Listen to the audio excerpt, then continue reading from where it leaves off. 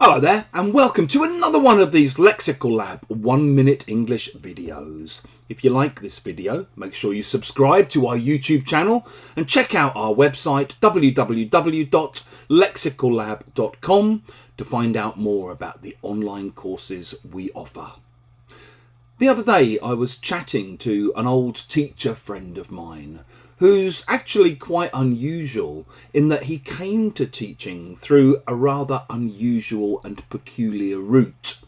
Many teachers do an English literature degree or a pedagogical degree or whatever, but this friend of mine actually used to be a professional footballer. In his late teens and early 20s, he played for a South Coast club called Bournemouth.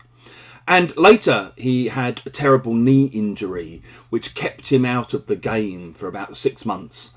He tried to make a bit of a comeback, but his knee got injured again, and that basically put paid to his career. We were chatting about how difficult it was psychologically for young footballers, young athletes in general, to deal with these kinds of setbacks in their lives, because they're obviously quite successful during their teenage years. They break into the first team. They have this promising start to their career. Then they get injured and they're never quite the same again. And as he said, by the time you're 25 or 30, you're a has-been. If you describe someone as a has-been, it's a sort of fairly unkind way of saying that someone was famous or was important or was good at something in the past, but now they no longer are. I guess the idea is, that someone has been famous but isn't anymore. It's a noun. Often it can be a singular noun. So, when I see certain politicians on TV, for example, David Cameron, the man who brought us Brexit and then disappeared off the political scene for many long years, has suddenly been given a comeback. I'm watching him on TV thinking, why is this old has-been still around?